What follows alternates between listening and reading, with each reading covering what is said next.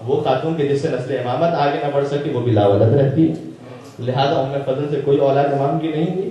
امام واپس تشریف لے جاتے ہیں مدینہ منورہ، وہاں امام نے ازدواج کیا اور اس ازدواج کے نتیجے میں 10ویں امام دنیا میں تشریف لاتے ہیں۔ اور گویا امام کا جو سفر تھا اس کا مقصد ہی اللہ نے رکھا تھا کہ مدینہ تشریف لے جائے، نسل امامت کا انتظام ہو سکے، اور جب 10ویں امام کی ولادت بعد سعادت ہو گئی مدینہ منورہ میں، اس کے بعد مامون رشید کو پھر خطرہ ہوا۔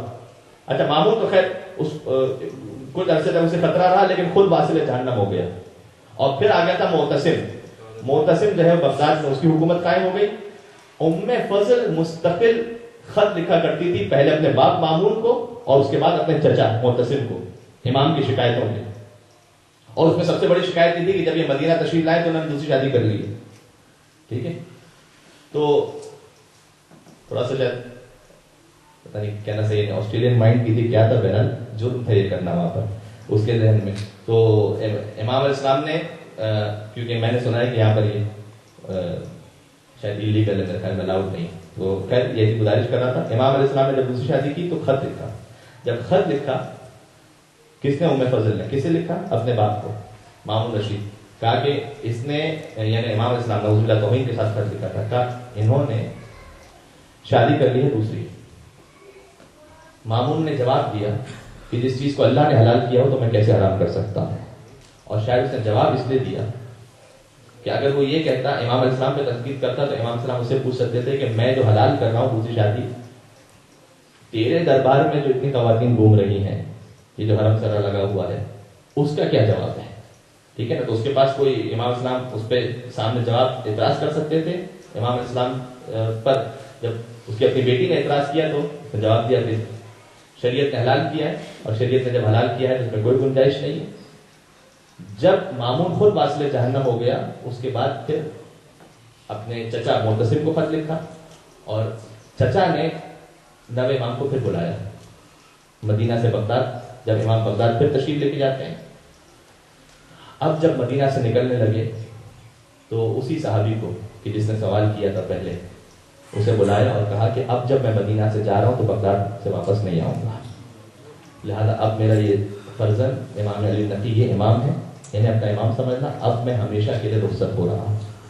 امام تشریف لے کر بغداد آئے، معتصم نے اپنے پاس رکھا، دو روایتیں، یا وزیر کے ذریعے سے زہر دلوایا، یا ام فضل اسی ملعونہ نے امام کو زہر دیا، جیسے امام حسن مجتبیٰ کی روجہ نے زہر دیا، ویسے ہی نوے امام کی بیوی نے جو مامون کی بیٹی تھی امام کو زہر دیا۔ دو روایتیں یہاں پر، ہو سکتا ہے کہ دو مرتبہ بھی زہر دیا گیا، یہ بھی ممکن ہے کہ دونوں نے زہر دیا ہو، وزیر نے بھی زہر دیا ہو اور ام فضل نے بھی زہر دیا ہو۔ زہر کے اثر سے امام کی شہادت واقع ہوتی ہے۔ زہر اس طرح سے دیا گیا، جو وزیر والی روایت ہے اس میں یہ ہے کہ امام علیہ السلام کی ایک دعوت کی، معتصم کے وزیر نے امام کو بلایا اور کھانا پیش کیا، امام نے کچھ کھانا تناول فرمایا، کہا کہ فرزند رسول کچھ اور بھی کھا لیجیے۔ امام اٹھ کر جانے لگے، کہا نہیں کچھ اور بھی کھا لیجیے۔ امام نے اس کی جانب دیکھا اور کہا کہ جو تیرا ارادہ ہے اس کے لیے اتنا ہی کافی ہے۔ امام اپنے مقام سے اٹھے۔ بہار الانوار میں علامہ مجلسی نے لکھا ہے، یہ جو ہم ہمیشہ سن لیتے ہیں نا کہ امام کو زہر دیا گیا، امام کی شہادت ہو گئی، ایک جملہ یہ سرسری بات نہیں ہے۔ بہار الانوار میں علامہ مجلسی نے لکھا کہ نوے امام کا جو زہر تھا وہ اتنا شدید تھا کہ مولا ایسے تڑپ رہے تھے کہ جیسے کسی مچھلی کو پانی سے نکال دیا جائے وہ تڑپا کرتی ہے۔ امام تڑپتے رہے زہر کی تکلیف سے، کچھ دنوں تک تڑپتے رہے۔ اچھا اللہ نے یہ سعادت عطا کی ہے، الحمدللہ آپ نوے امام کی وجہ سے شہادت میں یہاں پر تشریف فرمائیں۔ میں ایک بات آپ سے گزارش کروں، نوے امام کا روضہ کہاں ہے؟ کاظمین میں۔ کاظمین میں یہ ہے امام جواد۔ غنی اور جواد میں کیا فرق ہوتا ہے؟ غنی اور جواد میں عربی زبان میں کیا فرق ہوتا ہے؟ غنی وہ ہوتا ہے کہ جو اتنا عطا کرے جتنا سامنے والے کو ضرورت ہو، جواد وہ ہوتا ہے کہ جو ضرورت سے بہت بڑھ کر عطا کرنے والا ہو، اسے جواد کہتے ہیں۔ تو یہ امام غنی نہیں ہے، امام جواد ہے، اور امام جواد کے بارے میں خاص روایت ہے، مجھے بہت سارے مومنین نے کہا ہے، اور یہاں کے علاوہ بھی رزق کے بارے میں جو مومنین پریشان ہوتے ہیں، نوے امام کے بارے میں خاص حدیث ہے کہ اگر ان کے صدقے میں رزق کی دعا کی جائے تو وہ ضرور قبول ہوتی ہے، خاص حدیث۔ چھٹے امام کے وسیلے سے آپ رزق کی دعا کریں وہ بھی ٹھیک ہے، مولا علی سے مانگیں وہ بھی ٹھیک ہے، مولا حسین سے دعا کریں وہ بھی ٹھیک ہے، لیکن نوے امام کے بارے میں خاص روایت ہمارے پاس۔ 10वें امام نے ارشاد فرمایا کہ تو میرے بابا کے صدقے میں اللہ سے رزق طلب کرے گا، اللہ اسے ضرور عطا فرمائے گا۔ لہذا آج کی مجلس میں جتنے آپ تشریف فرمائیں، جب 90 امام کے نام سے آنسو بہیں گے تو اپنے لیے بھی اور جن جن کا آپ کے نام میں ذہن میں نام ہے ان سب کے لیے دعا فرمائیے کہ پروردگار ہر مومن کے رزق حلال میں وہ صدقہ سب برکت نصیب فرمائے انشاءاللہ، اور اس کے حرام سے بچنے کی ہم سب کو توفیق نصیب فرمائے انشاءاللہ۔ جب قازمین کا حرم امام کی شہادت ہوئی، امام کو قازمین میں مدفون ہے، میں پڑھوں گا تھوڑا سا شہادت، لیکن کس دربار میں آپ اس وقت کس امام کے مجلس میں آئے ہیں؟ قازمین کے حرم میں اس کے اطراف میں ہمارے بہت بڑے بڑے علماء مدفون ہیں، شیخ مفید ہیں، ٹھیک ہے، شیخ مفید کے ساتھ ساتھ مسلک سید مرتضیٰ جنہوں نے نہج البلاغہ کمپائل کی، سید رضی اور سید مرتضیٰ کے بھائی ہیں، پھر خواجہ نصیر الدین طوسی، یہ سارے بڑے بڑے علماء کہاں پر ہیں؟ بغداد میں، قازمین میں دفن ہے۔ کیوں ہے ایسا؟ اس لیے کہ نجف سے پہلے جو ہمارا حوض علمیہ تھا وہ کہاں تھا؟ بغداد میں تھا۔ پھر شیخ طوسی کا کتاب خانہ چلا دیا گیا اور ان کو ہجرت کرنا پڑی، بغداد سے نجف تشریف لاتے ہیں اور نجف میں انہوں نے حوض علمیہ کی بنیاد رکھی، وہ ایک الگ اس کی تاریخ انشاءاللہ کبھی گزارش کروں گا۔ تو ہمارے شیخ طوسی سے پہلے جتنے بزرگ علماء ہیں وہ کہاں دفن ہیں؟ قازمین ہیں، یعنی 7ویں امام کے حرم میں اور 9ویں امام کا حرم۔ انشاءاللہ اللہ آپ کو لے کر جا دیکھیے گا، ایک ہی ذریعہ ہے جس میں دونوں ائمہ مدفون ہیں۔ جب خواجہ نصیر الدین طوسی کی وفات ہونے والی تھی تو ظاہر ہے کہ انہوں نے وصیت کی کہ مجھے مولا کی جوار میں قازمین میں حرم میں دفن کر دینا، اور پھر اس کے بعد اپنے شاگردوں سے کہا کہ جب مجھے 7ویں امام اور 9ویں امام کے حرم میں لے کر جانا تو میں اس قابل نہیں ہوں کہ مولا کی جوار میں دفن ہو سکوں، لہذا میری میت کو لے جانے سے پہلے میرے کفن پر قرآن کی ایک آیت لکھنا، اور قرآن کی آیت لکھ کر پھر مجھے مولا کے حرم میں لے کر جانا۔ وہ آیت کون سی تھی کہ میرے کفن پر یہ لکھنا، وَقَلْبُهُمْ بَاسِطٌ ذِرَاعَيْهِ بِالْوَسِيلِ، اصحاب کہف کی کتے کی آیت، کہا ایک کتا ہے جو اس دربار میں ہاتھ پھیلائے بیٹھا ہے، کہ میرے کفن پر یہ آیت لکھنا پہلے، یہ قرآن کے الفاظ ہیں، وَقَلْبُهُمْ بَاسِطٌ ذِرَاعَيْهِ بِالْوَسِيلِ، اس سے پہلے مجھے مولا کے حرم میں لے کے جانا، کیونکہ جہاں 7ویں مولا باب الحوائج دفن ہو اور جہاں 9ویں مولا امام جواہر دفن ہو، میری کیا اوقات، میری کیا حیثیت کے میں وہاں دفن ہو سکوں؟ لہٰذا 9ویں امام کی مجلس میں آپ تشریف لائے ہیں دل میں اس نیت کے ساتھ کہ مولا اس قابل نہیں تھے کہ آپ کی محفل میں آپ کی مجلس میں بیٹھ سکتے، فرش ادا پر آپ کے نام سے آ کر بیٹھے، میری حیثیت کیا ہے یہاں پر؟ میں آپ کے لیے نہیں کہتا، میں جرات نہیں کر سکتا، لیکن میں اپنے آپ کے لیے بہت فخر کے ساتھ اور اطمینان کے ساتھ کہتا ہوں، اسی آیت کو دہراتے ہوئے جو خواجہ نصیر الدین طوسی نے اپنے کفن پر لکھوائی تھی، وَكَلْبُهُمْ بَاسِطٌ ذِرَاعَيْهِ بِالْوَسِيلِ، اے نبی مولا اور آقا، آپ کی شہادت کے دن آپ کی مجلس میں بیٹھے ایک کتا ہے کہ جو آپ کی بارگاہ میں ہاتھ پھیلائے بیٹھا ہے، یہ امامت کا مقام۔ اور میں نے عرض کیا 9ویں امام کا جو زہر تھا تو مچھلی کی طرح تڑپتے رہے مولا، اور جب زہر دے دیا جائے خدا نخواستہ کسی کو تو اسے پیاس بہت محسوس ہوتی ہے، تو بار بار کہتے جاتے تھے وقتاً فوقتاً العطش، اور وقتاً فوقتاً مولا کو پانی نصیب ہو جاتا تھا، بس آپ پہنچ گئے، میں کیا ہوں، اگر نہیں پہنچے تو آپ کو لے کر چلتا ہے مولا، العطش کے بعد پانی نصیب ہو گیا، یہ آپ کا مقدر تھا، اور وہ حسین کی سکینہ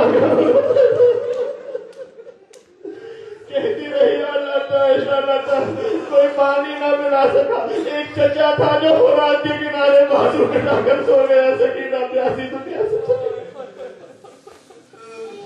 امام کے ہاتھ یہ غلام تھا، مولا کو وقتاً فوقتاً پانی دیتا چلا جاتا تھا، لیکن ایک منزل ہوا، روایت کا ہمارا ملتا ہے، جب وقت آخر قریب آ گیا وہ غلام آپ کا پانی کا جام لیے کھڑا تھا، امام نے اسے کہا کہ تو چلا جا، یہ پانی کا جام رکھ لے اور ایسا کر کہ میری میت کو اٹھا، یعنی ابھی جو امام شہید ہونے والے تھے، کہا کہ مجھے اٹھا اور مجھے اٹھا کر زمین پر رکھ دے۔ زمین پر رکھ دیا گیا، امام نے اپنا رخ کربلا کی طرف کیا۔ یہ ہر امام کی سیرت ہمیں ملتا ہے، وقت آخر جب دنیا سے جا رہے ہوتے تھے نا تو اپنے جد کے مسائل کو یاد کرتے ہوئے کہتے تھے السلام علیکم، امام سلام کرتے السلام علیکم یا ابا عبداللہ، اور راوی کہتا میں دیکھا مولا کی آنکھوں سے آنسو جاری ہو گئے، مولا کی آنکھوں سے 25 برس کا سن ہے، 25 برس کا سن ہے، لیکن ذات اتنا طاری تھا کہ جسم پر کپکپاہٹ طاری تھی، جوانی میں یہ عالم یا نوے امام کا میں نے دیکھا ہے، یا کربلا آپ کو لے کے چلو میرا بیمار ہے،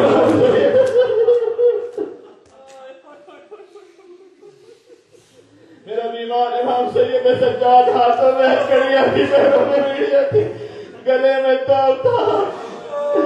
جوانی ضرور تھی لیکن بڑھاپا ایسے دکھتا تھا کہ جب مدینہ پہنچے تو محمد حنفیہ پہچان.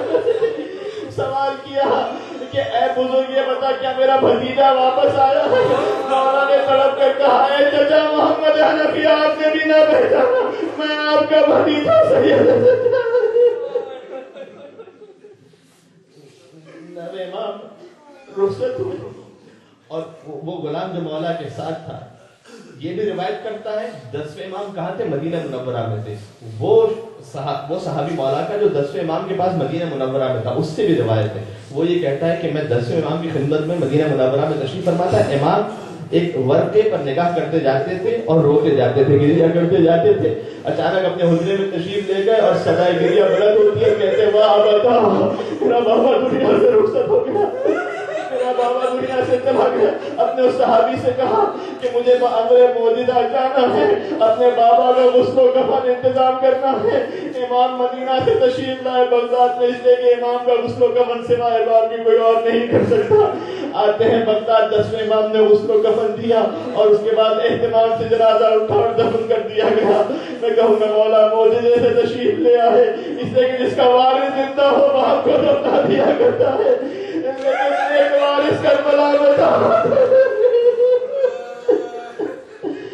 تو بہتریا تھی. آخری جملہ، بس میرا آخری جملہ، گفتگو تمام ہو رہی ہے، گفتگو ختم کر رہا ہوں.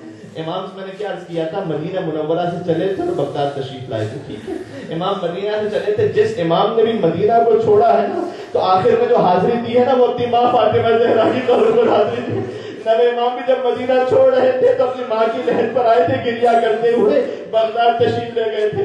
میں کہوں گا اے مولا آپ گریہ کرتے ہوئے بغداد تشریف لے گئے، لیکن جب حسین مدینہ سے چلے تھے تو زینب بھی ساتھ تھی، ام کلثوم بھی ساتھ تھی، سکینہ بھی ساتھ تھی.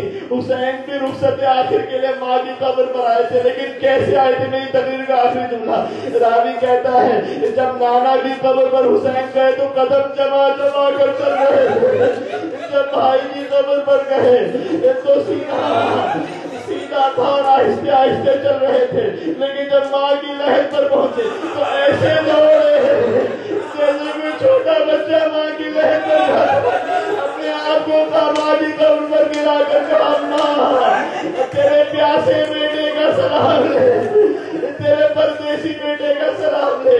اور وہاں سے آواز آئی تھی تو فکر نہ کر، میں زبان حال سے کہہ رہا ہوں تو فکر نہ کر، اے حسین تو کربلا سے چلے گا، تیری ماں تیرے ساتھ ساتھ چلے گی. حسین کربلا تو مدینہ سے چلے گا، تیری ماں ساتھ ساتھ چلے گی. لہذا ہمیں سمجھ میں آتا ہے جب حسین کربلا میں زلزلہ سے زمین پر تشریف لائے تو گویا ایک ماں تھی جس نے دامن پھیلایا ہوا تھا. میرے لال حسین کربلا کی زمین چل رہی ہے، تیری ماں تجھے مدینہ سے کربلا.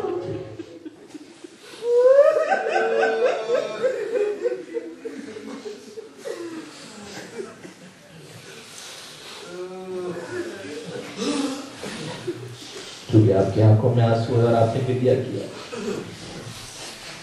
لہٰذا میں یہی توسل کرتا ہوں. بس نبی ہمیں خدمت میں ساری دعائیں اپنے ذہن میں رکھیے گا، بالخصوص رزق کی دعا. تو میں نے عرض کیا کہ خاص حدیث میں ہے کہ امام جواد کے صدقے میں مانگی جائے. اور میں یہاں پر چونکہ ذاتی طور پر میں وہاں رہ چکا ہوں، لہٰذا محسوس کرتا ہوں اس درد کو کہ پروردگار شاید یہاں حالات پھر بھی نسبتاً مناسب ہوں جہاں سے میں آ رہا ہوں. پروردگار مومنین پر بہت سارے مومنین حالات بہت سخت ہیں. پاکستان میں حرام کمانا پھر آسان ہے لیکن حلال کمانا مشکل ہوتا چلا جا رہا ہے.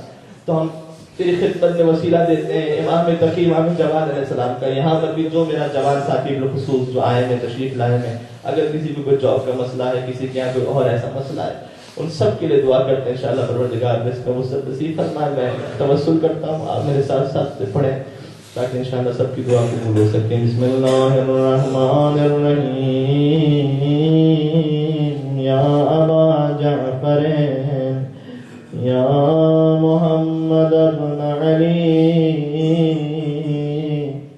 ایوہ أيها التقي الجواد يا ابن رسول الله يا حجة الله على خلقه يا سيدنا مولانا إنا توجهنا واستشفعنا وتوسلنا بك إلى الله وقدمناك بين يدي حاجاتنا يا وجيها